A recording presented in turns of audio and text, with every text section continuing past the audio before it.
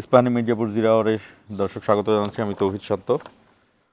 আমরা 16ই ডিসেম্বর, আজকে 15ই ডিসেম্বর দিবাগত রাত। আমাদের অনুষ্ঠানটি তো 0 আওয়ার 12টায় শুরু হয়। 16ই ডিসেম্বর বিজয় দিবসের শুভেচ্ছা বাংলাদেশের জাতিকে।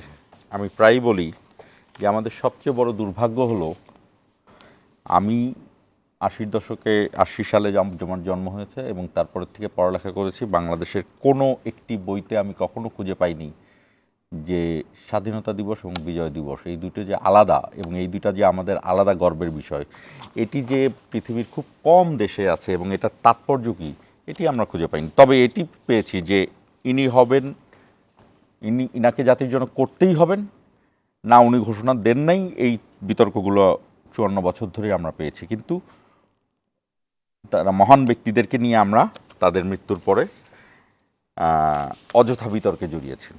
যে কথাটি বলতে চাচ্ছিলাম, ভিক্টরি ডে পৃথিবীর খুব অল্প দেশে আছে দর্শক, এবং এই যে ভিক্টরি ডে না থাকার যে আফসোস, সেই আফসোস মেটানোর জন্য ইউরোপের অনেক দেশ দ্বিতীয় বিশ্বযুদ্ধের যে জয়ের ব্যাপারটি ডি ডে পালন করে। তো এই যে বিজয় দিবস, যে একটি বিজয় দিবস, এটাকে আমি জানি না কোনো সরকার কেউ বা আমাদের মুরব্বী কারোর কি বোঝানোর কথা ছিল কি না। আমি বলতে পারি যে পরে আমি আস্তে আস্তে বুঝতে পারলাম যে আমাদের দুটো বিষয় আছে আমাদের সাথে। এই আজকের যে সাবজেক্ট, মুক্তিযুদ্ধ ও জুলাই বিপ্লব, আমরা মুক্তিযুদ্ধ এবং জুলাই বিপ্লব, মুক্তিযুদ্ধেরই এক ধরনের আমরা বিজ্ঞানের ভাষায় বলে মাইটোসিস মিওসিস পরিবর্তন, মুক্তিযুদ্ধেরই এক ধরনের ধাপ হলো জুলাই বিপ্লব। যদিও কিছু মানুষ এই দুটোকে মাঝখানে দাঁড় করিয়ে দিতে চায়। আমরা আজকে আমাদের দুই বীর মুক্তিযোদ্ধা রয়েছেন, তাদের সাথে এইটি নিয়ে আলাপ করব, মুক্তিযুদ্ধ ও জুলাই বিপ্লব। আমাদের সাথে রয়েছেন জাতীয়তাবাদী মুক্তিযোদ্ধা দলের সভাপতি বীর মুক্তিযোদ্ধা ইশতিয়াক আজিজ উলফাত, এবং রয়েছেন বীর মুক্তিযোদ্ধা জিল্লুর রহিম দুলাল। আপনাদের দুজনকেই স্বাগত, এবং আপনাদের কাছে আমরা যারা এই প্রজন্মের, তাদের অশেষ কৃতজ্ঞতা। আপনাদের জন্য আমরা এই স্বাধীনভাবে একটা টেলিভিশন আমি উপস্থাপনা করতে পারছি, এই বাংলাদেশকে পেয়েছি। প্রথমেই আমি এই কৃতজ্ঞতা জানিয়ে রাখলাম। আরেকটি বিষয় আমরা বলি যে আমরা ঠিক এই মুক্তিযুদ্ধ, এই বিজয় দিবস এবং এই স্বাধীনতা দিবস, এইগুলোর এই গেল 2 বছরের আলাদা একটি তাৎপর্য রয়েছে। এবং ফেব্রুয়ারিতে আমাদের নির্বাচন, যেই নির্বাচনে গণতন্ত্রে ফিরতে চায় বাংলাদেশ, সেই সব কিছু মিলিয়ে দেশ ঠিক কোন পরিস্থিতিতে আছে এই আলোচনাও আসবে। আমরা শিরোনাম দেখে আসবো, শিরোনাম দেখে মূল আলোচনা শুরু করব। ওসমান হাদিকে নেওয়া হলো সিঙ্গাপুরে, চিকিৎসার ভার সরকারের, হত্যা মামলা ডিবিতে হস্তান্তর। নির্বাচন আয়োজনে কোনো শঙ্কা নেই, মন্তব্য সিইসির। নিশ্চিন্ত থাকেন, নির্বাচন সঠিক সময়ে সঠিকভাবে একটা সুষ্ঠু সুন্দর নির্বাচন, প্রতিযোগিতামূলক নির্বাচন ইনশাল্লাহ আমরা দেখতে পাবো। আপনাদের সবাইকে সাথে নিয়ে ইনশাল্লাহ আমরা একটা সুন্দর নির্বাচন উপহার দেব। ওসমান হাদির উপর হামলা বিচ্ছিন্ন ঘটনা, শর্ত জুড়ে দিয়ে নির্বাচন বানচালের চেষ্টা চলছে, মন্তব্য তারেক রহমানের। ষড়যন্ত্রের অংশ হিসেবে হাদির উপর হামলা। সর্বদলীয় প্রতিবাদ বিক্ষোভে উত্তাল কেন্দ্রীয় শহীদ মিনার, জুলাই বিপ্লবীদের উপর হামলা হলে গণপ্রতিরোধের হুঁশিয়ারি। এবং ভারতের সঙ্গে কূটনৈতিক সম্পর্ক পুনর্বিবেচনার দাবি সাদিক কায়েমের। 3 দফা বাস্তবায়নে 48 ঘন্টার আলটিমেটাম, যৌক্তিক দাবি বললেন স্বরাষ্ট্র উপদেষ্টা। দর্শক, আমাদের অনুষ্ঠানটি ফেসবুক এবং ইউটিউব পেজে সরাসরি সম্প্রচারিত হচ্ছে। আপনারা চাইলে কমেন্ট করতে পারেন। আমাদের সঙ্গে 2 বীর মুক্তিযোদ্ধা রয়েছেন, তাদেরকে আপনারা জানতে চাইতে পারেন সেই বিজয়গাথার গল্প। ইশতিয়াক আজিজ উলফাত, আপনাকে দিয়ে শুরু করতে চাই। আমরা স্মৃতিসৌধে, আমি বুদ্ধিজীবী দিবসেও আমাদের সাথে হাসনাত কাইয়ুম ছিলেন এবং সেখানে আরেকজন অধ্যাপক ছিলেন, তাদের কাছে যে এই একই কথা জানতে চেয়েছিলাম। সেটি হলো যে আমরা যে স্মৃতিসৌধে ফুল দেই, যখন যে রাষ্ট্রপ্রধান থাকেন, প্রধানমন্ত্রী থাকেন, বিউগল বাজিয়ে বেশ জাঁকজমকপূর্ণ এক ধরনের একটা রিচুয়াল। এই রিচুয়াল আমরা পালন করি। তারপর আমরা প্রতিটি কথায় আমরা মুক্তিযুদ্ধের চেতনার কথা বলি, সবাই বলে, এমনকি জামাত ইসলামীও বলে। ক্ষমা চাওয়া না চাওয়া এই আলোচনায় আপাতত গেলাম না, কিন্তু জামাত ইসলামী বলে। এই যে মুক্তিযুদ্ধের চেতনা, এই যে ফুল দেয়া, তারপর মুক্তিযুদ্ধের চেতনা বলতে বলতে একটা সময় আওয়ামী লীগ জিয়াউর রহমানকে পাকিস্তানের চর বলে ফেলল, এবং একটা সময় শেখ মুজিবুর রহমানের সব অবদান কেউ কেউ ধূলিসাৎ করে দিল। মৌলানা আব্দুল হামিদ খান ভাসানী নেই, শহীদ সরওয়ার্দী নেই, তাজউদ্দিন আহমেদ নেই, কেউ নেই। এই যে একটা জাতির, জিয়াউর রহমানের কথা তো প্রথমে বললাম যে জিয়াউর রহমানকে পাকিস্তান চর বানিয়ে দিয়েছে তারা। এই যে একটা জাতির যে প্রতিটা মানুষ একজন হিরো, আমরা যেটা বলি যে হিরোজ জার্নি বলা হয়। সক্রেটিসের জীবনী পড়লে আমরা তার জীবনী জানবো, মোহাম্মদের জীবনী পড়লে আমরা মোহাম্মদ সাল্লাহ সাল্লামের জীবনী জানবো। আমাদের এই এক একটা বীরকে আমরা যে সরায় রাখি, এতে জাতির কী লাভ হচ্ছে? আপনাদের ভিউয়ারকে আজকে এই প্রহরে বিজয় দিবসের শুভেচ্ছা জানাচ্ছি। শুভেচ্ছা জানিয়ে আজকে আমার কথা শুরু করছি, এবং এই কথার সাথে সাথেই আমি স্মরণ করছি ৭১-এর যে সমস্ত শহীদরা তাদের জীবন বিসর্জন দিয়ে গেছে আমাদের এই দেশটার জন্য, যাতে স্বাধীন হয়। এবং আজকে আমাদের এই বিজয় দিবস আমরা উৎসব করতে পারছি তাদের জন্য। এখানে আজকে আমি বলি, আমার বন্ধু রুমি, আমার ভাই, বড় ভাই আজাদ ভাই, বদি ভাই, আলতাফ মাহমুদ, ক্র্যাক প্লাটুন, সেই বিখ্যাত ক্র্যাক প্লাটুন, এবং আমার আপন ভাই শহীদ আশফাকুজ্জামান বীরোত্তম, এর মতন হাজার হাজার মুক্তিযোদ্ধারা জীবন বিসর্জন দিয়ে গেছে এই দেশটার জন্য। এবং এই দিনটা তারা আর ফিল করতে পারবে, অনুভব করতে পারবে না, কিন্তু আমরা আজকে 55 বছরে আমরা পা দিচ্ছি, 55 ইয়ার্স অফ ইন্ডিপেন্ডেন্স। তবে এই দেশটা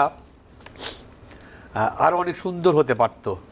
আমরা ৭২-এ 16 ডিসেম্বরের পর, ৭১-এর পর ৭২-এ আমরা আমাদের অর্জন, আমাদের এই বিজয়, আমাদের সব কিছু আমরা দিয়ে দিয়েছিলাম একটা দলকে, তার নেতাকে। আমরা কিচ্ছু জানি তার বদলে। আমাদেরকে বলে দেওয়া হয়েছে, তোমরা যেখান থেকে এসছিলে যুদ্ধ করতে, দেশ স্বাধীন হয়ে গেছে, তোমরা সেই সব জায়গায় ফিরে যাও। আমরা যারা ছাত্র ছিলাম, আমাদের ইউনিভার্সিটিতে, কলেজে ফেরত যেতে বললো। যে সমস্ত ফ্যাক্টরি ওয়ার্কাররা ছিল তাদের ফ্যাক্টরি ওয়ার্কে গেল, যে রিক্সা চালিয়ে গিয়েছিল সেই রিক্সা চালাতে বললো তাকে, আর যে ডাকাত ছিল তাকে ডাকাতি করতে যেতে বললো। বরিশালের হিমু ডাকাত না, হেমায়েত। আর কিন্তু তিনিও মুক্তিযুদ্ধে বিশাল যুদ্ধ করেছেন, বিশাল। তো আমার এক বন্ধু আমার সাথে যুদ্ধ করেছে, ভীষণ সাহসী, যেরকম দেখতে হ্যান্ডসাম, হ্যাঁ, সাধারণ ঘর থেকে উঠে আসা, শ্যামপুরের, হ্যাঁ, ও ওয়াগন ব্রেকার ছিল। ও ঢাকায় থেকে শুরু করতো ইয়ের উপরে, মুক্তার। তো ও ওয়াগন ইয়ে করতো, শ্যামপুরে নেমে পড়তো যা মাল নামানের। সে একটা দুর্ধর্ষ যোদ্ধা ছিল আমাদের সাথে। তো এইভাবে আমরা কিন্তু আমাদের বিজয়গুলি, আমরা সব কিছু আমাদের অর্জন সব দিয়ে দিলাম আমাদের নেতাকে এই 10 তারিখে জানুয়ারির। খুব তাড়াতাড়ি আমরা বুঝতে পারলাম এটা মারাত্মক ভুল হলো একটা, কারণ আমরা একটা সাদা কাগজ এর মতন একটা দেশকে আমরা দিয়েছিলাম যে আপনি আমাদেরকে পরিচালনা করেন, আপনি আমাদের নেতা, আপনাকে সামনে রেখে আমরা যুদ্ধটা করেছিলাম। কিন্তু আওয়ামী লীগ এই জিনিসটা, যে পাত্রটা, যে যার মধ্যে আমরা রাখলাম জিনিসটা, তারা এই পাত্রে ধারণ করার শক্তি তাদের ছিল না, কারণ তারা যুদ্ধ করে নাই, তারা যুদ্ধ চায় নাই, তারা বাংলাদেশের স্বাধীনতা চায় নাই। এই বক্তৃতার মধ্যেই তার স্বাধীনতা ব্র্যাকেটের মধ্যে ছিল। তারা চেয়েছিল পাকিস্তানের প্রাইম মিনিস্টার হতে, প্রেসিডেন্ট হতে এবং দেশ পরিচালনা করতে। যদি 25 তারিখের আগে দিয়ে দিত যে তুমি প্রধানমন্ত্রী, তুমি জিতেছিল নির্বাচনে, তুমি দেশ চালাও, তাহলে কিন্তু সে দেশে আমরা স্বাধীন হতে পারতো না। এবং দেখেন, শেখ মুজিবুর রহমান 25 তারিখ রাতে চলে গেল, রেখে গেল আমাদেরকে বন্দুকের সামনে বা কিসের সামনে আমরা জানিও না তখন, কিন্তু অপারেশন সার্চলাইটের মাধ্যমে শুরু হয়ে গেল হত্যাযজ্ঞ এবং কোনো প্রিপারেশন ছিল না। মুক্তিযুদ্ধের কী জিনিস, কিভাবে এটাকে ডিফেন্ড করবে বাংলাদেশের মানুষ, নো প্ল্যানিং। এবং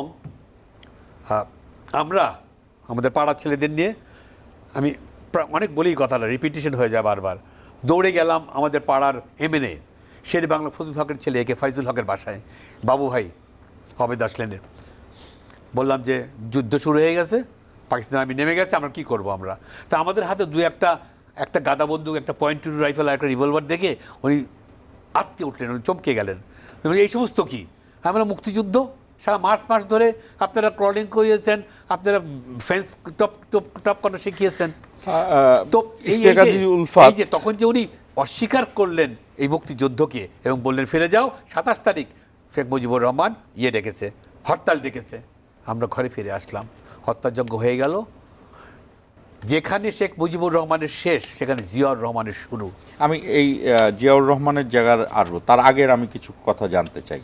আজকে আমি পেয়েছি কথা বলার জায়গা থেকে, এই যে সিরাজুল আলম খান তারা নিউক্লিয়াস গঠন করলেন, এই যে ভেতরে এক ধরনের ট্রেনিং চলছিল, এক ধরনের পতাকা তৈরি চলছিল, এগুলা কিছুই না, এগুলো কি মুক্তিযুদ্ধের সাথে থাকবে না? না, পুরো জিনিসটা ঘুরে গেল। আপনি আমাকে আজকে সিরাজুল আলম খান সম্বন্ধে জিজ্ঞাসা করছেন, একটু তুলে আনলেন ওনার কথাটা। আমি তার ভালো খারাপ কিছুই জানতে চাই না। আমি আজকে এই প্রোগ্রাম থেকে আমি এমন একটা বক্তব্য রাখবো, এমন একটা কথা দেব আমি আপনাকে, হ্যাঁ, যে আগামীকালকে এটা নিয়ে কথাবার্তা চলবে বাজারে। এনিওয়ে, এই যে বা আসলেই কি নিউক্লিয়াস নামে কোনো সংগঠন ছিল কিনা, এটাও আমার প্রশ্ন, যে এটা কি আসলে নিউক্লিয়াস ছিল।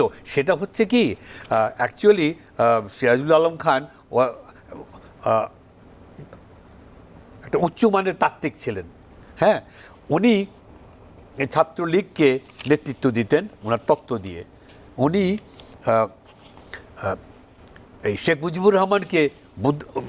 মুজিবুর রহমানের বুদ্ধিদাতা ছিলেন। তিনি কি ভাষণের কিছু অংশ আসলেই বলেছেন, নাকি এই ন্যারেটিভগুলো আমরা জানতে চাই, যে কারণ আমাদেরকে আমাদের বিভিন্ন রাজনীতিবিদরা আমাদের এই জাতিকে যতটা বিভ্রান্ত করেছে, পৃথিবীর আর কোনো দেশে এইভাবে বিভ্রান্ত করা হয় নাই। আর এইভাবে দেশের মানুষকে, আর আমরা এটা এখন বুঝেছি যে আমাদের পূর্বসূরীরা আমাদেরকে বিভ্রান্ত করেছে। এই ডিসকাশন আরো হতে হবে, এইসব জিনিস বেরিয়ে আসতে হবে, কারণ গত 15 বছর যেভাবে দাবিয়ে রেখেছে, চাপ দিয়ে রেখেছে, কোনো জিনিস প্রকাশ করতে দেয়নি আমাদের। এই যে আমরা আপনি যে কথাটা বললেন, দেখেন এই ভাসানী, এই সলিমুল্লাহ, এই শেরে বাংলা, ফজলুল হক, জিয়াউর রহমান, এদের কোনো অবদান নাই, এদের কোনো কিচ্ছু নেই, এটা কিচ্ছু নেই ইতিহাসের, একলা শেখ মুজিবুর রহমান। তো কাজেই এই জিনিসটা এখন আপনি যদি একটা 15 বছরের ছেলেকে জিজ্ঞাসা করেন বা মেয়েকে জিজ্ঞাসা করেন তোমরা মুক্তিযুদ্ধ সম্বন্ধে কি জানো, সে বলে আওয়ামী লীগ এবং শেখ মুজিবুর রহমান, এর বাইরে আর কিচ্ছু নাই। কত বড় মিথ্যা কথা! এটা কি আওয়ামী লীগ এবং শেখ মুজিবুর রহমানের সফলতা, না ভারতের বাংলাদেশকে এক ধরনের একটা কুপমণ্ডুক, একটা ঘিলুর মধ্যে ঢুকিয়ে রাখার সফলতা? ওরা দুজনে, ওরা হ্যান্ড ইন হ্যান্ড। কারণ আওয়ামী লীগ কোনো যুদ্ধ করে নাই। আমি 9 মাস যুদ্ধের মাঠে ছিলাম। এই যুদ্ধের মাঠে আমাকে যদি কেউ, আমি না, রব সাহেব এখনও আছেন, চার খলিফার একজন, আসম আব্দুর রব সাহেব, উনি বলেছেন যে কোনো আওয়ামী লীগার অস্ত্র হাতে যুদ্ধ করে নাই, যদি এনে দিতে পারেন তাহলে আমি আর রাজনীতি করবো না। আমি একটু আবার আসবো আপনার সাথে, সিরাজুল আলম খানের বিষয়টি নিয়ে আসবো। হ্যাঁ, জিল্লুর রহিম দুলাল, আমি আপনার কাছে জানতে চাই, মুক্তিযুদ্ধের এই যে আপনি যে যুদ্ধ করেছেন, আপনি ভেবেছেন যে এই দিক দিয়ে যাব, এই দিক দিয়ে যাব, এইভাবে যুদ্ধ করব, এটি একটি গল্প না? এই পুরোটা তো একটি গল্প ছিল।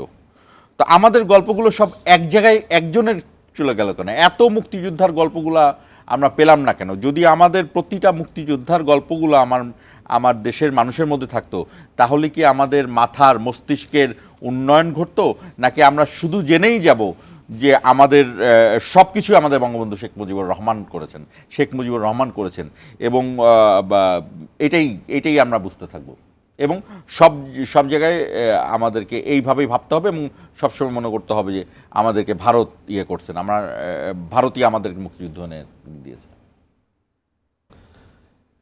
বিজয়ের শুভেচ্ছা দিয়ে আরম্ভ করছি। আপনি যেটা বললেন বঙ্গবন্ধু শেখ মুজিবুর রহমানের, আমি তার প্রতি পূর্ণ শ্রদ্ধা রেখে বলছি। জি, আপনার এটা সিম্বলিক পুরো বিষয়টা, কিন্তু মুক্তিযুদ্ধ যেটা সংগঠিত হয়েছে এতে আরও অনেকের যে অবদান আছে সেই জিনিসটাকে আপনার অস্বীকার করা হয়েছে কিনা আমি বলতে পারবো না, কিন্তু যে জিনিসটা হয়েছে যে উনার নাই পুরো। ঠিক আছে, আমি আর একটা লাইন বলি। জেফারসনকে ওরা ফাউন্ডিং ফাদার বলে না আমেরিকা, আব্রাহাম লিঙ্কনকে বলে না, বেঞ্জামিন ফ্র্যাঙ্কলিনকে বলে না। এটা তো এক একজন এক এক দলের এক একজন এক একটা কাজ করেছেন, দে আর ফাউন্ডিং ফাদার। আমি আমেরিকাকে অনুসরণ করতে বলিনি, কিন্তু একটা জাতির তো অনেক বীর থাকতে পারে, সেখানে সবচেয়ে বড় একজন বীর থাকতে পারে, তার সহযোগী আরেক বীর থাকতে পারে। আমাদের তো কোনো সহযোগী বীর নাই, আমাদের একজন বীর। এটা আমাদের সংকীর্ণতা। আপনার মুক্তিযুদ্ধ হয়েছে, এর মধ্যে বঙ্গবন্ধু অনুপস্থিত। আমি আমার ওই বীরকে ধারণ করেই বলছি যে আমাদের একজন বীর। এটা তো হয় না, এটা সত্য না। এখানে তাজউদ্দিন সাহেবের অবদান মানে মুক্তিযুদ্ধে আওয়ামী লীগের মধ্যে আপনার সবচেয়ে বেশি তার অবদান অবিশ্বাস্য। আপনি ভাবতে পারবেন না। আমার মুক্তিযুদ্ধকালীন বা তার আগে থেকে আমি সাংবাদিকতা করতাম। লাহোরের একটি পত্রিকার আমি ঢাকা ব্যুরোতে ছিলাম তখন আর কি। তো আমি এগুলো সব আমার দেখা। আপনার যা ঘটলো এর আগে, এর মধ্যে আপনার তাজউদ্দিন সাহেব বলেন বা আরও অনেকেই ছিলেন। আপনি আমিরুল ইসলাম ছিলেন, হ্যাঁ, আপনার আমিরুল ইসলাম অনেক জুনিয়র ছিলেন, কিন্তু কামাল হোসেন চলে গিয়েছিলেন না। কামাল হোসেন সাহেব ওই সময় কিন্তু ওনার অবদান সেরকম না, ওই বিফোর লিবারেশন। আপনার সেই সময়কার লোকজনের মধ্যে না, আমি তো এগুলো বই পড়েই শুনেছি, কামাল হোসেনের বইয়ের থেকেই পড়েছি যে উনি শেখ মুজিবের সাথে দেখা করতে চলে গিয়েছে। ওটা তো পরে আপনার এর মধ্যে আরও অনেক কথা আছে ডক্টর কামাল হোসেন সম্পর্কে। উনি ওখানে কোথায় ছিলেন, কিভাবে ছিলেন, সেটা একটা ভিন্ন বিষয় আর কি। যাই হোক, সিরাজুল আলম খান সাহেব, আপনার আব্দুর রাজ্জাক, এই গ্রুপগুলি এদের কিন্তু অবদান সাংঘাতিক যুদ্ধে। উলফাত বলছিল যে এরা যুদ্ধ করে নাই, যুদ্ধ কিন্তু আপনার এই জায়গাটা মানে সব ঠিক না, যুদ্ধ করে নাই যে এটাও ঠিক না, কিন্তু এরা ছিলেন। বিভিন্ন রকম আছে যুদ্ধের প্রেক্ষাপট, যুদ্ধের ক্ষেত্র প্রস্তুত করা, এগুলো বিষয় আছে, আমি জানি। তো সেখানে আপনার ব্রড বেসে যদি আসেন তাহলে পরে কিন্তু অবদান যে অসংখ্য লোকের আছে, একটা সাধারণ মুক্তিযোদ্ধার যে অবদান আছে সেটা আপনার নাই, কোথাও নাই, হারায় গেছে কিন্তু পুরো জিনিসটা। এই যে মুক্তারের কথা বললো, আপনার ওয়াগন ব্রেকার ছিল, একজন ডাকাত ছিল, তার অবদান এই ঢাকা শহরে আপনার যুদ্ধকালীন সময়ে আপনি কল্পনা করতে করতে কোনো ভয় পায় নাই। যে কোনো জিনিস, যে কোনো অপারেশন, সেটা অপারেশন তো সে গেছে, সেটা না, উলফাত ভাই আমাকে দেন, আমি করব। ওর মধ্যে মনুষ্যত্ব একটা সাংঘাতিক রকম ছিল। আপনার যুদ্ধের শেষ দিকটায় আমাদের এই বেড়াইতে একটা যুদ্ধ হয় আর কি, আপনার নন্দীপাড়া বেড়াই এই জায়গাটা ফ্রন্ট ফাইট হয় যাত্রাবাড়ির পাশে। তো আপনার সেক্টর 2 হ্যাঁ, সেক্টর 2 ক্র্যাক প্ল্যাটুন এটাতে এটা করে আর কি। মানে এটা আর্মি, পাকিস্তান আর্মির আপনার কমান্ডো যেটা পৃথিবী বিখ্যাত, এর 80 জন একটা কমান্ডো পুরো অ্যাটাকটা করে। আর আমাদের মুক্তিযোদ্ধা ক্র্যাক প্ল্যাটুনের প্রায় ধরেন শতখানেক ছিল গ্রুপ। এরা আপনার এখানে ফেস করে আর কি, পুরো সম্মুখ যুদ্ধটা হয়। আমাদের ক্যাজুয়ালিটি ছিল মাত্র 2 জন, ওদের ছিল 8 জন পাকিস্তান আর্মির। তো আপনি বুঝতে পারেন যে মানে আমরা মরণপণ, ওদের তো ছিল অনেক কিছু, ওদের ভাবনা ছিল। না, কিন্তু ওটা আমাদের- তো অবশ্যই যে যুদ্ধ অস্ত্র দিয়ে হয় না, যুদ্ধ বুকের সাহস দিয়ে হয়। আপনার এই মুক্তারের সেই সময়কার ভূমিকা, আমি এর আগের একটা ঘটনা বলছি। আমার তখন আমি ইনজুর্ড হয়ে গেছিলাম, আমার রক্ত বেরোতো, মুখ থেকে রক্ত বেরোতো খুব বেশি স্ট্রেসের মধ্যে গেলে পরে। আমরা প্রায় এই বেড়াইত থেকে, যুদ্ধের পরের ঘটনা বলছি, বেড়াইত থেকে আমরা যাত্রাবাড়ির দিকে আমরা একটা গ্রুপ, তখন 5টা ভাগে ভাগ করে দেওয়া হলো ট্যাক প্ল্যাটুনকে। তো একটা গ্রুপে আমরা আসছি যাত্রাবাড়ির এই দিকটাতে আর কি, ওই আইল দিয়ে হাঁটা, ক্ষেতের মধ্যে দিয়ে হাঁটা, আমরা অভ্যস্ত না, শহরের ছেলে সব, পিচ্ছল পথ, এর মধ্যে কুয়াশা পড়ে, শীতের সময় আর কি, হাতে অস্ত্র। নভেম্বর মাসে সব স্লিপ করতেছে। এর মধ্যে মুক্তার আমার ব্লিডিং হইতেছে, আমার যে স্টেন গান ছিল, গুলি ছিল, এগুলি প্রায় 15-20 কেজির মতো ওজন হবে। এটা ও নিয়ে নিল, আমাকে দাদা বলতো, আমার কিন্তু বড় বয়সে, কিন্তু আমাকে দাদা ডাকতো, দাদা তোমারটা দাও আমাকে। নিচে আমি হাঁটতেছি, আমার খুব কষ্ট হইতেছে, এটা দেখে ওইগুলি সহ আমাকে পিঠে নিয়ে নিছে। পিঠে করে নিয়ে বলছে তুমি ওঠো। পিঠে করে নিয়ে ও আমার প্রায় 1.5 মাইলের মতো রাস্তা আমাকে নিয়ে আসছে। মানে আপনি এই যে গল্পটা এটা বলছেন, এটার সাথে আমি সেকেন্ড ডিসপ্লে একটা কানেক্টিং করব। জি বলেন। তো আপনার এই যে এদের যে ভূমিকা যুদ্ধকালীন সময়ে আপনার হারায় গেছে, কেউ নাই কিন্তু এইসবের মধ্যে। আপনার যুদ্ধকালীন সময়ে আপনার উলফাতের কথা বলতে পারি, ঢাকা শহরে আপনার গুজবাম হচ্ছে আমার। আপনার ওই সময়কার ঘটনা, আর্মি ও রাস্তার এই আপনার আসাদ গেটের এই পাশটাতে বাসের মধ্যে আপনার গ্রেনেড ছোড়া হবে, আপনার সেটার জন্য গ্রেনেড ফুটে নাই, ও রাস্তার ওই পারে এ পারে অন্যরা আছে, সবাই বলতে চায় উলফাত কি, ও দৌড়াচ্ছে বাসের একটা ওখানে, গ্রেনেড নষ্ট হবে, নষ্ট হতে দেওয়া হবে না। হ্যাঁ, যাবে না। সো এই যে বিষয়গুলি আছে, এক একটা ছোট যে ছোট গ্রেনেডটা ঘটনা, যেতে যেতে ফুটে মরেও যেতে পারে। হ্যাঁ, সেগুলির বিষয়ের কোনো রকমই নাই। এই যে এক একটা ছোট ছোট ঘটনায় এই যে ঘটনাগুলো আমরা যে জাতি জানতে পারলাম না, জানতে দেওয়া হয় নাই। হ্যাঁ, আমি ওইদিকে যাচ্ছি না। এই প্রতিটা ঘটনা একটা গল্প না, প্রত্যেকটা এবং এই গল্পগুলা আমার জাতির মনস্তাত্ত্বিক, বুদ্ধিবৃত্তিক, এবং আমরা তো একমাত্র দেশ দক্ষিণ এশিয়ায় যারা যুদ্ধ করে জিতেছি, আর কেউ না কিন্তু।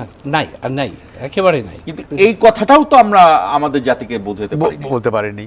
আমরা অনেকে বুঝতেও পারি না, এরা বরং দুর্ভাগ্য এইটাকে আমাদের। আমরা এক ধরনের লাইন বাই লাইন দিয়ে, যে হ্যাঁ এটা তো আমার কৌশল ছিল যে পাকিস্তানকে সরাতে আমি ভারতকে ডাকতেই পারি। হ্যাঁ। কিন্তু তার মানে কি আমরা এই জায়গাটায়, এই যে বীরত্বের জায়গাটায়, আমরা 54 বছরের সেই বীরত্ব কি আমরা ভিতরে ধারণ করতে পারছি? 1000 বছর পরেও লেখা হবে বাংলাদেশ নামে একটা দেশ স্বাধীন হয়েছিল মুক্তিযুদ্ধের মাধ্যমে।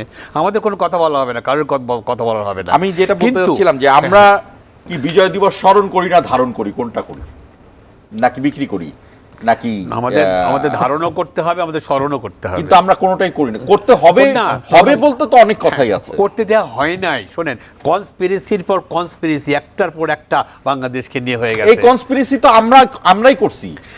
কিন্তু আমরা যদি তো আপনি বলেন যে বাইরের থেকে কেউ করছে, সেই বাইরের থেকে তো আমাদের মধ্যে এসেই করছে। দেখেন, এই কনস্পিরেসির ফলটা কিন্তু আমরা এখন মুক্তিযুদ্ধের সময় আলবদর ছিল, 54 বছরেও আমাদের মধ্যে আলবদর ছিল আসলে। যদি তেলিয়াপাড়ায় মুক্তিযুদ্ধের একটা প্ল্যানিং না দেওয়া হতো, আমাদের এই অফিসাররা, এই খালেদ মুশাররফ, এই জিয়াউর রহমান, এই মীর শওকত আলী, ওনারা যদি একটা প্ল্যানিং না দিতেন, তাহলে মুক্তিযুদ্ধ শুরু হতো আমরা না। একটা বিরতিতে যাব, তবে বিরতিতে যাওয়ার আগে দুইজনের কাছে একটা প্রশ্ন রেখে যেতে চাই। মুক্তিযুদ্ধের সময় কোন দল ছিল, কিসের দল ছিল? কেন আমরা সারা জীবন ধরে বলছি যে মুক্তিযুদ্ধের সময় একটা দলই যুদ্ধ করছে? মুক্তিযুদ্ধের সময় তো সবাই এক ছিল, ওখানে তো কোনো দল ছিল না। মুক্তিযুদ্ধ তো মুক্তিযোদ্ধারা করছেন। সেটি কেউ চাকর হতে পারেন, কেউ ডাকাত হতে পারেন, কিন্তু এই যে 54 বছর ধরেই আমরা বলে যাচ্ছি যে একটি দলই মুক্তিযুদ্ধ করেছেন, এই দল তখন কি আমরা দলের মধ্যে ছিলাম কিনা? কোন দল ছিল না, কোনো এই প্রশ্নের উত্তর মুক্তিযুদ্ধের চাই। মধ্যে এবং কোনো দল আরেকটি ছিল না। জিনিস, এই যে আপনি বললেন মুক্তার আপনার স্টেন গান নিয়ে যাচ্ছিল। আপনি কি ওই ছবিটা দেখেছেন যে যাত্রাবাড়িতে এক বন্ধুকে তুলে নিয়ে যাচ্ছে আর পুলিশ এসে আবারও তাকে গুলি করছে? এই 24শে জুলাই। এই 24 আপনি কি জুলাইতে। ওইটার সাথে কানেক্ট করতে পারেন কিনা? দর্শক আমাদের সঙ্গেই থাকুন, 1 মিনিট পরে ফিরছি।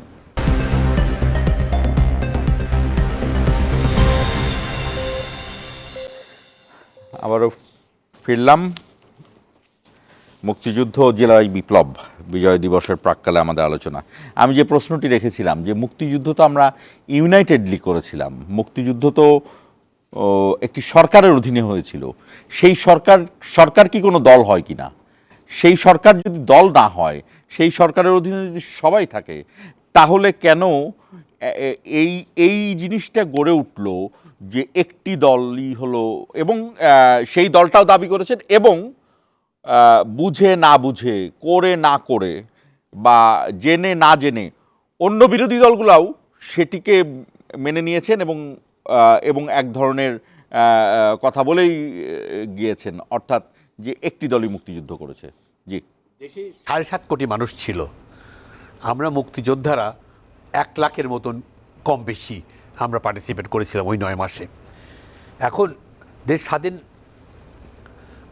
দেশের স্বাধীনতা আমাদের কাছ থেকে ছিনে নিল ভারত। কারণ হঠাৎ করে 3 ডিসেম্বর তারা ওই 7 ফিটের ভয় দেখিয়ে এটা ওটা করে বলল এখন আমাদের যুদ্ধ ঘোষণা করতে হবে। আমাদের চষা খেতে ইন্ডিয়া নেমে গেল, তাদের প্যারাট্রুপার নামিয়ে দিল, যুদ্ধ শুরু হয়ে গেল। তাও ওরা নামতে পারেনি, আমরা তাদেরকে জায়গা করে দিয়েছি, তারপরে তারা নেমেছে। না, অগ্রভাগে তো আমাদের মুক্তিযোদ্ধারা তারা আমাদের এই ভূমিতে আসতে পারত না, আসতে পারতো না। তো তখন কি হলো, আমরা 9 মাস যুদ্ধ করলাম, আমাদেরকে ভারতের সাহায্য করেছে, আমাদের রেফিউজিদেরকে জায়গা দিয়েছে, কিন্তু যুদ্ধটা আমাদের যুদ্ধ আমরাই করেছি। আপনি বিশ্বাস করবেন না যে আর কোথাও হয়েছে কিনা, যে আমাদের তৃণমূলের ছেলেরা লুঙ্গি পরে আর মাথায় একটা গামছা পরে একটা বন্দুক নিয়ে তারা যেভাবে ট্রেনিং করেছে, যেইভাবে পাকিস্তান আর্মিকে প্রতিহত করেছে, পাকিস্তান আর্মি তো ভয়ে শেষ হয়ে গেছিল। একটা যদি মোরাল না থাকে একটা যোদ্ধার, হ্যাঁ, পাকিস্তান থেকে এসে 1200 মাইল দূরে একটা অচেনা পরিবেশে তাদের যুদ্ধটা চালাতে হচ্ছে আমাদের বিরুদ্ধে।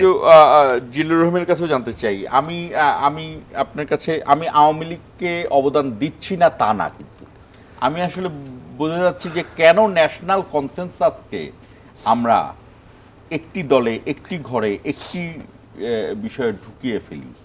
আমরা যদি ন্যাশনাল কনসেনসাসে হয়, তাহলে সেই জায়গাতে আমরা কেন যেতে পারি না? পৃথিবীর যে উন্নত দেশগুলো আছে তাদের বিভিন্ন পথ আছে, কিন্তু কিছু কিছু বিষয়ে তারা এক হয়ে গিয়েছে। আমাদের আর কত বছর লাগবে এটা বুঝতে? আপনার এই জায়গাটা আপনার যদি বলতে হয় যে 71-এই কিন্তু এই বীজটা বপন হয়েছে। আপনার 71-এ এখানে আরও দল ছিল সে সময়, আপনার বাম ঘরানার ন্যাপ ছিল, ভাসানী ছিল, আরও দল ছিল অনেকগুলি। তো স্বাধীনতার বিরোধিতা করেছে একটা গ্রুপ, আপনার মুসলিম লীগ আছে, জামাত আছে, এরা আপনার পক্ষে যারা ছিল তারা কিন্তু সেই সময় যাওয়ার পরেও তারা কিন্তু ঠিক সেভাবে যুদ্ধে জড়াতে পারছেন কিনা আমার সন্দেহ আছে। যেমন আমি উপমা হিসাবে একটা কথা বলি, যেটা যে আমরা এফএফ হলাম কি করে, ফ্রিডম ফাইটার। আপনার আরেকটা হচ্ছে বিএলএফ। এটা হলো কিভাবে? এটা যদি আপনি দেখেন তাহলে কিন্তু বুঝতে পারবেন যে এর রহস্যটা কি। তো আপনি বলেন, আমি পড়েছি। আমরা সেই সময়ে আমরা কিন্তু কোনো দলের পক্ষে বা মুক্তিযুদ্ধটা দেশকে স্বাধীন করার এটাই ছিল একমাত্র মাথার মধ্যে, আর কিছু না, নাথিং এলস। সেখানে কিন্তু আপনার ধরেন আমাদের মধ্যে অনেকে ছাত্র ইউনিয়ন করতো, আপনার অনেকে ছাত্রলীগ করতো। হ্যাঁ, ছাত্রলীগ তো করতোই, মানে যারা ছিল তারা তো ছিলই। আমি অন্য দলের ছাত্র ফ্রন্টের বেশি করতো, ছাত্র ইউনিয়ন শহরের বেশি শিক্ষিত ছিল। ছাত্রলীগের যুদ্ধ ভালো করেনি। ছাত্ররা ইসেরা দুটো ছাত্র ছিল আপনার, একটা মেনন একটা মতিয়া, দুইটা গ্রুপে ছিল, একটা রুশপন্থী আর একটা চীনাপন্থী লাইনে আর কি। তো সেই জায়গাতে আপনার এরা কিন্তু যখন হলো মুক্তিযুদ্ধকালীন সময়ে বিএলএফ তৈরি হলো, বিএলএফকে আলাদাভাবে ট্রেনিং দেওয়া হলো, এফএফ এর ট্রেনিং এবং এই পুরোটা ছিল ইন্ডিয়ান এর মধ্যে জেনারেল ওবান নামে। তখন থেকেই তারা বিভক্তটা করার ব্রিগেডিয়ার জেনারেল ওবান নামে এক ভদ্রলোক ইন্ডিয়ান আর্মির, হ্যাঁ, সে এটার চার্জে ছিল, সে এটার চার্জে ছিল। ইহুদি ওই রকমই কিছু হবে একটা, হ্যাঁ। তো ছিল, এবং তারা এই বিএলএফ ইয়েটা আনলো। বিএলএফকে কেন বানানো হলো? যে দেশ স্বাধীন করা হবে, এবং দেশ স্বাধীন হয়ে গেলে পরে বিএলএফ রক্ষী বাহিনী হয়ে গেল। রক্ষী বাহিনী হলো মুক্তিযোদ্ধাদেরকে না। এই জায়গায় ইন্টারেস্টিং জিনিস আছে, এটা উলফাত জানে না। মানে আপনার শেষ সময়ের দিকের ঘটনা এটা। আপনার আমি তখন এই যাত্রাবাড়ির এখানে একটা ক্যাম্পের মধ্যে আছি।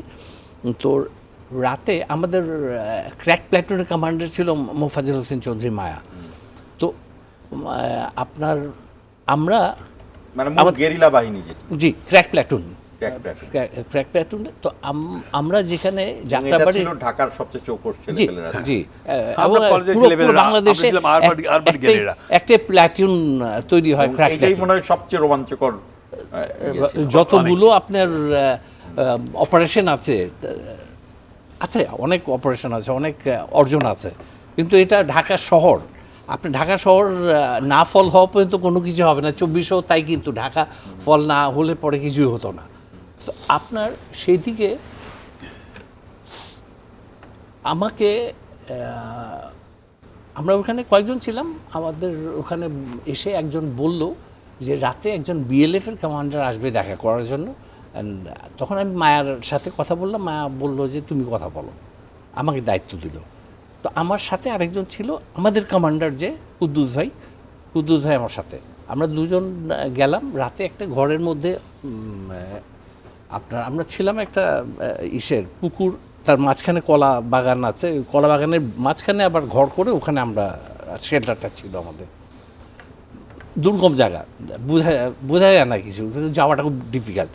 যাই হোক, ওখান থেকে আসলাম এখানে, এই যে জায়গাটা করলো, সেখানে এসে ইসের সাথে ওনার সাথে কথা বললাম। কে ছিল কমান্ডার? উনি কমান্ডার না, কমান্ডার কিনা আমি জানি না, বাট ওনাকে আমি আগে থেকে চিনি আর কি। উনি আমাকে বললেন যে তোমরা কি কাজ করতেছো আমাদেরকে একটু জানাও। প্রথম খুব সুন্দরভাবে বললেন। তো আমরা কী কাজ করতে জানাবো, মানে আমরা অপারেশন যেগুলি করছি সেটা তো তিনি কমান্ড নেবেন আপনাদের না, আমাদের কাছে রিপোর্টিংটা আমাদের কাছে চাইলেন আর কি। তো তখন বললাম আচ্ছা ঠিক আছে, আর কি কি দরকার আছে? বলছি যেটা অপারেশন যা করবা, কি রেজাল্ট হলো সব আমাদেরকে রিপোর্ট করতে হবে। তো আপনার এটা বলার পরে তখনই মানে অ্যাকচুয়ালি কান গরম হয়ে যাচ্ছে, ওই সময় রক্তও গরম, যে কাজ করব আমি, আমার রিপোর্ট করতে হবে। তারা আমাদের ক্র্যাকের কেউ না। তো এরকম হচ্ছে। তো কুদ্দুস ভাই, মানে আমি একটু শক্তভাবে কথা বলছিলাম ওনার সাথে। কুদ্দুস ভাই আমার হাত চেপে ধরল, সিনিয়র অনেক, হাত চেপে দিয়ে চাপ দিচ্ছে, বলতেছে যে তো আপনার অন্ধকার ঘর, চেহারার রিয়াকশনও কিছু দেখা যাচ্ছে না, বোঝাও যাচ্ছে না। আমি বললাম যে আপনাকে কেন রিপোর্ট করতে হবে, এটা আমি ওনাকে বলে দিয়েছিলাম। বল যে না, এটাই সিদ্ধান্ত হয়েছে হাই কমান্ড থেকে যে রিপোর্ট করতে হবে, ঢাকায় কী অপারেশন হচ্ছে, কখন হচ্ছে, কীভাবে হচ্ছে, এবং আগামীতে কী প্রোগ্রাম আছে সেটাও আমাদের জানাতে হবে। আমি আচ্ছা ঠিক আছে। সো ওখান থেকে চলে এই যে বিষয়টা, আপনি এটাকে কিভাবে দেখবেন? এটা হলো আপনি স্বতঃস্ফূর্ত যুদ্ধটার মধ্যে আপনি বিভক্তিটা ঢুকালেন। হ্যাঁ, আরম্ভ কিন্তু ওই জায়গা থেকে আমি হ্যাঁ, যেটা আপনাকে ঠিক আছে, বলছি। এটা শুধু বিএলএফ এর মাধ্যমে না, কলকাতায় এটি সেক্টরের মধ্যেও হয়েছে যে ২ নম্বর সেক্টর যেহেতু সবচেয়ে অ্যাক্টিভ ছিল, সেখানেও বিভিন্ন, আর এরপরে তো আমরা আস্তে আস্তে শুনেছি যে রুহুল আমিনের কথা বা বিভিন্ন, হ্যাঁ যুদ্ধে সেম সাইড হতেই পারে, এমএজি ওসমানী সেখানে নাই। তো আমার কিন্তু এই প্রশ্নটা ছোটবেলাতেও ছিল যে এইখানে পাকিস্তান আর ভারতের জেনারেলরা কেন, এটা আমার খুব সাধারণ প্রশ্ন ছিল ছোটবেলায়। দেখেন এটা আপনারা বলেননি, আপনারা বলতে আমি আপনাকে বলছি না, মানে আমাদের আপনারা বলেননি বলতে বলতে বলতে বলতে 50 বছর পরে এসে এই যে জাতির জনক বঙ্গবন্ধু শেখ মুজিবুর রহমান, মুক্তিযুদ্ধের চেতনা, বঙ্গবন্ধু কি কি করতেন, এগুলো সব কিছু 17 বছর ধরে যেই বাচ্চাদেরকে শিখিয়েছিলেন তারা বার্স্ট আউট করছে। বার্স্ট আউট করে আমি যে দৃশ্যটির কথা মনে করালাম, আপনি খেয়াল করেন যে একটা ছেলে 2 হাত প্রসারিত করে দিচ্ছে, বন্দুক দিয়ে গুলি করো। অর্থাৎ আমরা মুক্তিযুদ্ধ, আমরা স্বাধীন হয়েছি, আমরা ওইটার আবার এইটা আধুনিক যুগে বলে হলো প্রোম্যাক্স, মুক্তিযুদ্ধের প্রোম্যাক্সে এসে আমরা নিজের মধ্যেই নিজেদের যুদ্ধ করতে হলো। এবং আবার এবার আমাদেরকে প্রমাণই করতে হলো যে আসলে 21 বা 29 বছরে যে পাকিস্তান সরাসরিভাবে আমরা পরাহত করেছিলাম এবং সুকৌশলে ভারত প্রবেশ করেছিল, সেই ভারতের বিরুদ্ধে আমরা এই আন্দোলনটা করতে হলো। এই জায়গাতে আপনি কিভাবে মেলাবেন? ভারতের প্রতি আমি সম্পূর্ণ সম্মান রেখে বলতেছি যে ভারত একটি স্বাধীন দেশ এবং আমি একটি স্বাধীন দেশ, ভারতকে আমি সেই সম্মান দিব, উনি আমাকে যেই সম্মান দিবেন, ভারতের সাথে আমার কোনো বিরোধিতা নাই। সম্মান আপনি না দিলে আমি আপনাকে সম্মান দেব কেন? কিন্তু সোজা কথা, আমার ডিগনিটি আমার কাছে, এটা ভারতকে রেখে আমি একটা জায়গা থেকে আসি, সেটা হলো 16 তারিখে এই বিজয় দিবসের ওই সময়টায় আমি সারেন্ডারের ওই জায়গায় উপস্থিত ছিলাম। আপনি ছিলেন? জি। বাহ। এবং ওই ছবি অনেক আমার হাতে তোলা, এখন পত্রপত্রিকাতে আসে এরকম। তো আপনার আমি খুঁজছিলাম পরিচিত মুখ, একমাত্র ক্যাপ্টেন হায়দারকে, খন্দকার সাহেবকে আমি চিনি না, আই ডোন্ট নো হিম। আমি একমাত্র মানে কর্নেল হায়দারকে, পরবর্তী পর্যায়ে কর্নেল, তখন মেজর, তখন তো মেজর হয়ে গেছিল না, ক্যাপ্টেন তখন মেজর হয়ে গেছে, ইয়েস। উনাকে দেখে উনি কর্নেল এবং সেক্টর কমান্ডার হয়েছিলেন। মানে উনি যখন হেঁটে যাচ্ছেন, ওই ছবিটা আছে, ওই ছবি আমার হাতে তোলা আর কি, আপনার সবার কাছে ওই ছবি। আমি একটু মুচকি হাসি দিয়ে উনি মাথা পড়ে আগে বেড়ে গেলেন। তা আমি আরও খুঁজছি, অনেককেই আমি চিনি, পলিটিক্যাল লিডার, আমি আশা করছিলাম যে কেউ না কেউ থাকবে। খন্দকার সাহেবকে আমি চিনি না, জানতামও না। তো কাউকে দেখি না, মানে ওই সময় আমার একটা প্রচণ্ড হতাশা কাজ করতেছিল। যাই হোক, আমি ছবি তুলছি ওই সময় আপনার সারেন্ডারের সম্ভবত আমি জানি না যে জীবিত কেউ আছে কি না ওই মানে 7ই মার্চেও আমি ডায়াসে ছিলাম এবং সারেন্ডারের সময়ও আপনার ছিলাম। যাই হোক, আপনার ওই খোঁজাটা আমার ছিল সেই সময়। পরবর্তী পর্যায়ে আমি ভাবছিলাম যে আসলে আমি খুঁজছি, কাউকে দেখছি না। এটা একটা প্রচণ্ড রকম ওই সময় আমাকে মানে পরবর্তী পর্যায়ে, ওই সময় তো একটা টোটাল ক্যাওটিক সিচুয়েশন, তার মধ্যে আপনার হচ্ছে সব বিষয়গুলিকে ধরে রাখার বিষয়টা। আমরা একটা বিরতিতে যাব, বিরতির পরে আমরা শেষ স্পেলে এই কেন আবারও জুলাই বিপ্লব করতে হবে, এবং আমার ধারণা আগামীতে আবারও জুলাই বিপ্লবের মতো হতে হবে, আমরা মুক্তিযুদ্ধ করতেই থাকবো মনে হয়। দর্শক আমাদের সঙ্গেই থাকুন, 1 মিনিট পরে ফিরছি।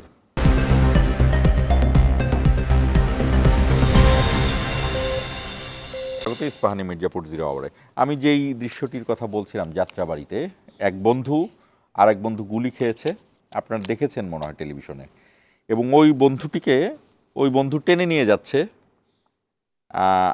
আসলে ওদেরকে পুলিশ বাহিনী বলবো কিনা জানি না, কারণ ওই সময় কিন্তু আপনি অন্য দেশের, পাকিস্তানের আরেকটা বাহিনীর সাথে আমরা যুদ্ধ করেছি, আর এখানে আমাদের জুলাই বিপ্লবে করতে হলো আমার টাকা দিয়ে কেনা আর্মস। আমার ভাই পুলিশে চাকরি করে, তাদেরকে আমার বিরুদ্ধে বসিয়ে দেওয়া হলো, এবং সেই পুলিশও যখন হঠাৎ করে দেখলেন যে যার নির্দেশে তিনি কাজ করছিলেন তিনি চলে গেছেন, এবং তিনি চলে গেলেন। তখন পুলিশও ভেবাচাকা খেলো। এই যে সব কিছু মিলিয়ে এই যে এক এবং সবচেয়ে বড় দুঃখজনক, এইবারও জুলাই বিপ্লবকে আমরাই আমাদের মুরব্বীরাই আবারও ঘুরিয়ে দিয়েছেন এবং এই বাচ্চাদেরকে আবারও ফিকি বানিয়ে দেওয়া। এটা কেন আমরা আমাদের এই ক্যারেক্টারের মধ্যে রাখছি? যেভাবে ৭১-কে ওই যে কিভাবে আমরা নিজেরাই নিজেদেরকে ঘুরিয়ে দিয়েছি, সম্ভবত বাংলায় এই আছে যে নিজের কান কেটে পরের যাত্রা ভঙ্গ করা। এইবারের জুলাই বিপ্লব আপনারা বিশ্বাস করেন কিনা সেইভাবে ঘুরিয়ে দেওয়া হয়েছে? একদম বিশ্বাস করি। দেখেন, এই দু টাইপের যুদ্ধ। আমি এটা আত্মসমালোচনা করছি। জি, নিশ্চয়ই দুই টাইপের যুদ্ধ। আপনার বুঝতে হবে যে ৭১-এর আমাদের যুদ্ধটা ছিল দেশের মুক্তির জন্য যুদ্ধ। আমরা দেশের স্বাধীনতা চাচ্ছিলাম, সার্বভৌমত্ব চাচ্ছিলাম, একটা ভূখণ্ড চাচ্ছিলাম, একটা পতাকা চাচ্ছিলাম, এবং আমরা ওটা পেয়েছি।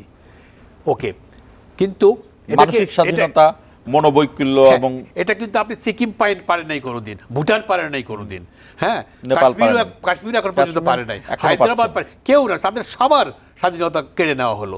কিন্তু আমরা ৭১-এ দেখিয়ে দিলাম যে হ্যাঁ, বাংলাদেশিরা, বাঙালি যুবকরা, হ্যাঁ, কি সুন্দর যুদ্ধ করে একটা দেশ স্বাধীন করলো। কিন্তু এটা খুব বেশি দিন আমরা রাখতে পারলাম না, কারণ আমরা কনস্পিরেসির মধ্যে পড়ে গেলাম, only because of Awami League. Awami League যুদ্ধ না করে ভারতের কাছে সারেন্ডার করে তাদের দ্বারা পরিচালিত হলো, এবং ৩ বছর যে শেখ মুজিবুর রহমান দেশটা চালালেন, খুব তাড়াতাড়ি উনি এই যে পথে যাওয়া সেই পথে গেল। তারপরে আমরা চলতে লাগলাম জিয়াউর রহমান স্বাধীনতার ঘোষণা করলো। জিয়াউর রহমান যেখানে আমাদেরকে শেখ মুজিবুর রহমান গুলির মুখে রেখে চলে গেল, আমরা 25 তারিখের রাত্রে আমরা জানি না, আমরা একদম একটা ভয়ঙ্কর অবস্থার মধ্যে পড়লাম। 26 তারিখ কারফিউর মধ্যে থাকলাম, 27 তারিখ 2 ঘন্টার জন্য কারফিউ তুললো। আমরা বাসায় এসে যখন রেডিওটা খুললাম, আমরা একটা আওয়াজ পেলাম যে I hereby declare the independence of Bangladesh and everybody we will fight till the last army is removed from this soil. তো আমরা এটা পেয়ে আমরা যুদ্ধের ঠিকানা পেলাম, আমরা যুদ্ধে আমরা জয়েন করলাম, বেরিয়ে গেলাম। জিয়াউর রহমানের দেওয়ার কথা ছিল না, এই দেওয়া উচিত ছিল শেখ মুজিবুর রহমানের, এই নেতৃত্ব দেওয়া হয়েছিল আওয়ামী লীগের, কিন্তু তারা দেয় নাই। এই জন্য সবসময় আমি ফিল করি যেখানে ওই পর্যন্ত নিয়ে গিয়েছিল শেখ মুজিবুর জিয়াউর রহমান যে এই যে দিলেন, আবার তিনি ব্যারাকে ফিরে গেলেন, তিনি ওখানে দাঁড়িয়ে গেলেন না তো যে আমি দিয়েছি, আমি নেতা। একবারও বললেন না, ফাইন, সুন্দর কথা বলেছেন আপনি, একবার উনি বললেন না আমি দেশের স্বাধীনতা ঘোষণা করেছিলাম, আমার জায়গাটা কোথায়। উনি ব্যারাকে ফেরত চলে গেলেন। কয়েকটা বছর উনি ওইভাবে রইলেন। তার ভাষণে একটি বাক্য বলেছেন, আপনারা জানেন, আই দ্য প্রভিনশনাল হেড, কারণ রাষ্ট্রপতি বা হেড না হলে যুদ্ধ ঘোষণা করা যায় না। সেটাও শেখ মুজিবুর রহমান করে যাননি কেন? না, জাননি। কারণ আপনি যুদ্ধ ঘোষণা করতে হলে আপনাকে স্টেট একটা অবস্থানে থাকতে হবে। উনি মেজর জিয়াউর রহমান চলে আসলেন কোথা থেকে? ক্ষমতা নিয়ে বলতে হয় আর কি। জি, এখন আপনি যদি ওই জিনিসটা যদি আপনি ফিল না করেন, যদি না বোঝেন জিনিসটা, যে দেশে একটা মুক্তিযুদ্ধ হয়ে গেছে, এটা ভারত আমাদেরকে স্বাধীন করে দেয়নি, হ্যাঁ, অথচ 16 ডিসেম্বরে যে ঘটনাটা ঘটে গেল সারেন্ডার ইনস্ট্রুমেন্টের মাধ্যমে, যে এখানে মুক্তিযোদ্ধারা নাই, এখানে বাংলাদেশ নাই, এখানে পাকিস্তান সারেন্ডার করছে ইন্ডিয়ার কাছে। Okay, so we were out of the picture from then on. এখন যেটা হচ্ছে সেটা হলো যে ভারতকে এখন সমঝোতার মধ্যে আসতে হবে যে এরা তো সিকিম ভুটান না, এরা মুক্তিযোদ্ধাদের একটা স্বাধীন করা দেশ। ভাই, আপনার কাছেও আসতে চাই যে আমার তো মনে হয় যে এমন একটা দিন আসবে আমরা এই ছবিটা ছুঁড়ে ফেলে দেব, কারণ এই ছবিটা মনে হবে যে এইটা আমাদের স্বাধীনতার ছবি না। হতে পারে, আমি জানি না, আমি আপনার কাছে প্রশ্ন রাখলাম, মানে আমার চেয়েও পরের প্রজন্ম। আপনার এই না, আমি এই ছবির প্রতি রাগ দেখাচ্ছি না, কনস্পিরেসি তো আমার কথা হলো যে কনস্পিরেসি কখনো থাকে না, কিন্তু কারণ হলো ইনফরমেশন বিহাইন্ড দ্য ইনফরমেশন। সবাই বলে যে 100 বছর লাগে যে সত্যিকারের একটি তথ্য চলতে থাকে, সেই তথ্যটা 100 বছর পরে গিয়ে দেখা যায় যে আসলে এই তথ্যর পিছনের অন্য আর একটা তথ্য আছে। আপনি কি বলতে চাচ্ছেন যে এই 16 ডিসেম্বরকে আপনার 16 ডিসেম্বরকে ফেলে দেয়া না, 16 ডিসেম্বরের যে সারেন্ডারের ছবিটা, সেই ছবিটাকে আমরা অগুরুত্বপূর্ণ মনে করতেই পারি আমার জাতি, এখানে আমাদের লোক নাই। সেটা আমি তো আপনাকে সেই কথাটা বললাম, এটা বলতে চাইছি। না, আমি 16 ডিসেম্বরকে কেন, আপনার ঘটনাটা যেটা হচ্ছে আমাদের অনুপস্থিতি, এই জায়গাটা কেন হলো, এই প্রশ্ন আসবেই জাগতে জাগতে একটা সময় প্রশ্নের উত্তর আসবেই। আমাদের পরের Of এর course. উত্তর অনেক কিছু আছে, অনেকে অনেক ন্যারেটিভ দিচ্ছে, কিন্তু সেটার মধ্যে মূল জায়গাটা কি আছে আপনার এই জিনিসগুলি জানতে হবে, এবং আমাদের পরের প্রজন্ম অবশ্যই এই জিনিসগুলি বের হয়ে আসবে। তাহলে তিনি সবচেয়ে বড় নেতা শেখ মুজিবুর রহমান, তার কন্যা শেখ হাসিনা, এরা অগুরুত্বপূর্ণ তো না? তারা বুঝলেন না নাকি তারা কোনোভাবে বিষক্রিয়ায় তাদের মাথা নষ্ট হয়ে গিয়েছে? না, তারা কি দেশের কোনো স্বাধীন লোভে ক্ষমতা আসার জন্য এবং ক্ষমতার লোভ তো অবশ্যই, ক্ষমতার লোভ থাকতেই পারে, কিন্তু তাই বলে জাতির জায়গা থেকে কোনটা আমার ডিগনিটি, কোনটা আমার সম্মান, এটা বুঝলেন না? না, বুঝলেন না ওনারা ইন্ডিয়ার আমি খপ্পরে তাদেরকে কিন্তু রেসপেক্টের জায়গা থেকে বলছি যে তিনি বুঝলেন না কেন এই যে এখনকার যে পরিস্থিতির জায়গা থেকে? রেসপেক্টের যে ইয়ে নাই, সেখানে আপনি রেসপেক্ট দিয়ে লাভ কি আপনার? না, আমি রেসপেক্টের ওই রেসপেক্টের না, যে উনি যে এত গর্ব করছেন যে শেখ মুজিবুর রহমান, শেখ হাসিনা, উনারা কোথায় ফেলে দিয়ে গেলেন দেশকে, মুক্তিযুদ্ধের চেতনাকে? এটাই আমাদের বলতে হবে যে এই 16ই ডিসেম্বর আমরা আমাদের বিজয় দিবস, আমরা এটাকে পালন করব, এবং আমরা পালন করব আমাদের মতন করে, নট থ্রু ইন্ডিয়ান ন্যারেটিভ। আমরা যুদ্ধ করেছি, আমরা দেশ স্বাধীন করেছি, আমাদের হাজার হাজার মানুষ শহীদ হয়েছে, হ্যাঁ, অনেক বীরাঙ্গনা হয়েছে, অনেক ত্যাগ, অনেক কিছু হয়েছে এই দেশের, যে এই দেশটা এই 16ই ডিসেম্বর আসবার জন্য। আপনাদের দুইজনকে অসংখ্য ধন্যবাদ। খুব ছোটবেলায় আমরা খুব অশ্লীল একটি শব্দ শুনেছিলাম যে ভারতের সব লোক আমাদের সীমান্তে দাঁড়িয়ে কিছু একটা করে দিলে আমরা ভেসে যাব। এটি আমি মনে করি যে একটা নোংরা ভারতীয় ন্যারেটিভ। এখন যখন বড় হয়েছে আরেকটি ভাষা শুনেছি, অ্যান্টি ইন্ডিয়ান পলিটিক্স বাংলাদেশে। আসলে প্রো বাংলাদেশ পলিটিক্সকে তারা ওইখানেও ইন্ডিয়া শব্দটা ঢুকিয়েছে। এই বিষয়গুলোকে নতুন প্রজন্ম আরও ক্লিয়ার করার, ভারত আমাদের প্রতিবেশী, ভারতকে আমরা চমৎকারভাবে সম্মান করি, এবং ভারতকে মনে রাখতে হবে যে বাংলাদেশ 18 কোটি মানুষের দেশ, জনসংখ্যার দিক দিয়েও বাংলাদেশ 8ম বৃহত্তম দেশ, এবং বাংলাদেশের যে জনসংখ্যা, সেই জনসংখ্যা একটি ভাষা বলে। বাংলাদেশ খুব দ্রুত কোপ আপ করতে পারে। বাংলাদেশ পাকিস্তান আর্মিকে সরাইছে, ভারতকে কাজে লাগাইছে। এবং আমি আপনাকে একটু সাপ্লিমেন্ট করি যে 6 কোটি প্রজন্ম, হ্যাঁ, একদম ইয়াং, তারা গত 3বার ভোট দিতে পারে নাই। হ্যাঁ, এই দেশ খুব সেফ থাকবে এদের হাতে, এই জেনারেশন জির হাতে। হ্যাঁ, আমি শেষ করেছিলাম অস্ত্র হাতে, আর এরা যুদ্ধ করেছে অস্ত্র ছাড়া। এরা যুদ্ধ করেছে স্বৈরাচারের মুক্তির জন্য, আমরা যুদ্ধ করেছিলাম এই দেশকে স্বাধীন করার মুক্তির জন্য। জি, আমি শেষ করছিলাম, তারপরও বীর মুক্তিযুদ্ধ আপনি কথা বলেছেন, আমি নিয়েছি, আমি ওনার সাথে একমত। তবে তারপরেও আমি বলি যে যুদ্ধ করতে অস্ত্রর চেয়েও যুদ্ধ করতে সাহসটা 1 নম্বরে লাগে, এবং নৈতিক দায়বদ্ধতা লাগে যে আমি কেন যুদ্ধ করছি। অন্যায়ভাবে কারোর উপর আক্রমণ করলে সেটি যুদ্ধ হতে পারে না। রাশিয়া যুদ্ধ করছে না, ইউক্রেন যুদ্ধ করছে, ইসরায়েল যুদ্ধ করছে না, প্যালেস্টাইন যুদ্ধ করছে, বাংলাদেশ যুদ্ধ করেছিল, পাকিস্তান হত্যা করছিল। এই জায়গাটা আমরা নতুন প্রজন্ম নিশ্চয়ই বুঝবো। শেষ করছি আজকের ইস্পাহানি মির্জাপুর 0 আওয়াজ।